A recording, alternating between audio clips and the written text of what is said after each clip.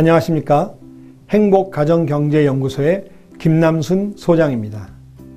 이번 시간에는 경제적 자유를 얻는 길에 대해서 살펴보도록 하겠습니다. 경제적 자유는 살면서 돈에 구애받지 않고 돈으로부터 자유롭게 사는 삶을 의미합니다. 그러나 우리의 삶은 어떤가요? 월급 인상률은 물가 상승률을 따라가기 바쁘지만 은행 이자는 나날이 내려가서 돈이 불어나지 않고 있습니다. 또 빚을 내서 산 아파트 가격은 내려가는데 팔리지 않아서 대출 이자만 꼬박꼬박 물고 있고, 자녀들은 자라서 사교육비는 점점 늘어가죠. 수명은 엄청나게 늘어간다고 하는데 노후 준비는 되지 않아 불안하기만 할 뿐입니다. 우리는 이렇게 평생 돈으로부터 자유하지 못하고 억눌려 살고 있습니다. 돈으로부터 자유로워지는 경제적 자유를 얻는 길은 무엇일까요?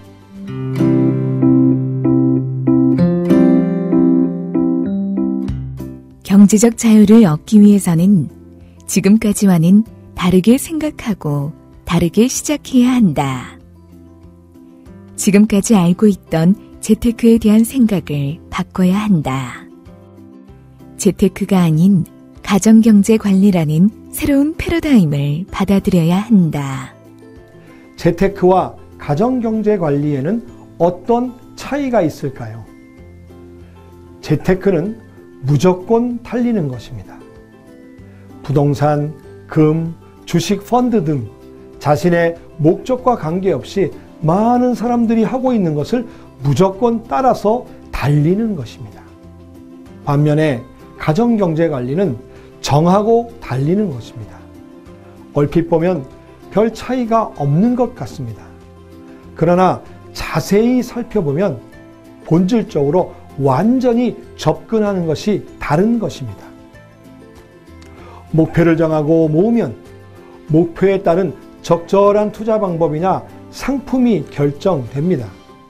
또한 목표를 정하고 돈을 모으면 중간에 어려움이 있더라도 목표를 달성하기 위해 멈추지 않고 계속해야 하는 동기가 부여됩니다. 그러면 가정경제관리란 무엇일까요?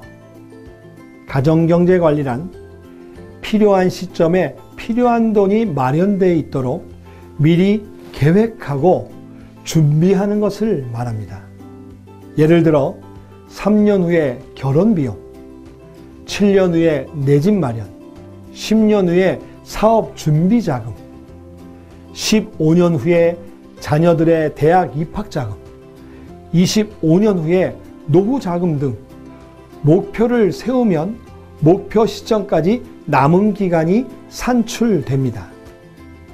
그리고 목표 금액을 정하면 남은 기간 동안 매월 어느 정도의 금액을 모아야 하는지가 산출됩니다. 또한 이 기간에 따라서 적절한 투자 방법이나 금융 상품을 선택할 수 있게 됩니다.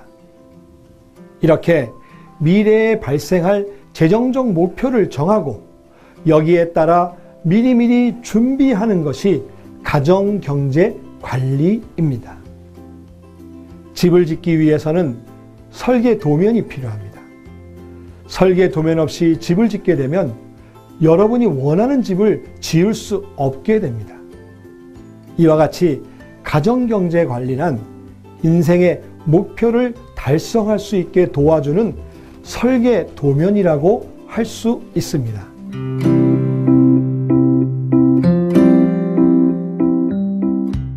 가정경제 관리는 왜 필요한 것인가? 여행을 떠날 때 목적, 계획, 돈 없이 출발한다면 매우 힘든 여정이 될 것이다. 인생은 긴 여정이다. 기나긴 인생 여정의 출발점에서 여행 계획을 세우듯이 미리 계획하고 철저하게 준비해야 하지 않을까. 가정경제 관리는 어떻게 준비해야 하는지에 대해 알아보겠습니다. 먼저 가정경제의 목표를 수립해야 합니다. 가정경제의 목표는 각 가정마다 처한 환경이 다르며 각 목표마다 내용도 다를 수 있습니다. 보통 인생에 5대 가정경제 목표가 있다고 합니다. 결혼자금, 내 집 마련자금, 자녀 교육자금, 자녀 결혼자금, 노후자금이 인생의 5대 가정경제 목표라고 합니다. 여기에 자동차 구입자금, 가족 여행자금, 사업자금 등 각 가정에 따라서 필요한 목표를 별도로 정할 수 있습니다. 또한 각 목표마다 원하는 시기와 원하는 내용을 아주 구체적으로 정하셔야 합니다. 예를 들어 자녀 교육 자금이라고 할 때 자녀 교육의 목표를 대학까지 할 것인지 대학원까지 할 것인지 아니면 유학을 보낼 것인지에 따라 준비해야 하는 자금의 규모는 엄청나게 달라집니다. 노후자금도 마찬가지입니다. 노후에 어디에서 어떠한 생활 수준으로 살아갈지에 따라 준비해야 되는 노후자금의 규모도 엄청나게 달라지게 되는 것입니다. 둘째, 가정경제의 현실을 점검해 봅니다. 현재 우리 가정이 처한 재정적 현황을 자세히 점검하고 검토해야 합니다. 자산 부채 현황을 통해서 우리 가정의 순자산이 얼마인지를 확인해 보아야 합니다. 수입 지출 내역을 통해서 매월 저축할 수 있는 가용자금의 규모를 파악해야 합니다. 그리고 불필요하게 또는 과도하게 지출되는 항목이 있는지를 꼼꼼하게 점검해 보아야 합니다. 마지막으로 이제 각 가정이 점검한 재정 상황을 토대로 각 가정의 경제 목표의 달성 가능성을 분석해 보아야 합니다. 달성 가능성 여부와 갭을 확인해 보아야 합니다. 제가 수많은 가정을 상담해 본 결과 많은 가정이 경제 목표를 달성하기 어려운 것으로 나왔습니다. 참으로 안타까운 현실입니다. 이렇게 갭을 확인한 후 해결 방안을 도출해야 하며 이에 따라 새로운 투자 포트폴리오로 변경해야 합니다. 그리고 지속적으로 관리를 해 나가야 합니다. 이러한 일련의 프로세스를 통해 갭을 줄이고 궁극적으로 여러분이 원하는 가정경제의 목표를 달성해 나가는 것입니다.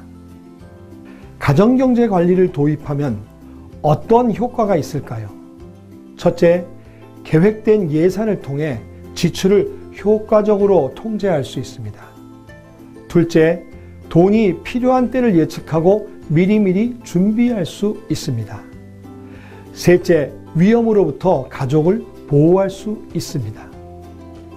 넷째, 투자의 위험을 줄일 수 있습니다. 다섯 번째, 풍요로운 노후를 보낼 수 있습니다. 여섯 번째, 삶에 대한 동기부여와 심리적 안정감을 얻을 수 있습니다. 일곱 번째, 경제적 자유를 얻어 행복한 삶을 영위하게 됩니다. 자신의 재정 상태를 이해하는 것은 건강에 대해 아는 것만큼이나 중요하며 사랑하는 가족과 함께 일생을 설계하는 의미 있는 과정입니다. 실제로 많은 사람들이 가정경제 관리를 통하여 재정적 안정과 경제적 자유를 성취하는 효과적인 길을 찾아내고 있습니다.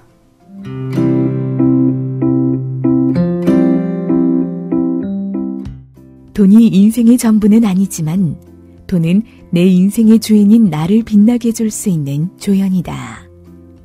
따라서 다른 사람이 아닌 나를 위해 경제적 자유를 추구해야 한다. 경제적 자유를 얻는 첫 번째로는 경제적 에어백을 구축해야 한다. 경제적 안정을 확보하기 위해서는 위험을 피하는 절대안정 투자 방법을 활용한다. 두 번째, 경제적 안정 자금을 확보하기 위해 리스크를 최소화하면서도 수익을 추구하여 경제적 안정을 가져다줄 40-40-20 투자법을 활용한다. 40%는 안전한 곳에, 40%는 약간 위험한 곳에, 남은 20%는 공격적으로 투자하라. 마지막으로 경제적 안정을 확보하면 이제 그 돈의 일부로 경제적 자유를 위한 좀 더 큰 모험을 감행해도 좋다. 최소 20에서 30% 수익을 제공하는 투자 상품을 찾고 이미 확보한 경제적 안정을 해치지 않는 범위 내에서 마음껏 투자한다. 우리는 오늘 경제적 자유를 얻는 길에 대해서 살펴보았습니다. 집을 짓기 위해 설계 도면이 필요하듯이 미래에 발생할 재정적 목표를 정하고 여기에 따라 미리 준비하는 것입니다. 경제적 자유는 미리 계획하고 준비하면 누구나 얻을 수 있습니다. 경제적 자유를 얻고 지키는 사람이 행복한 부자입니다. 여러분 모두 행복한 부자가 되시기 바랍니다. 감사합니다.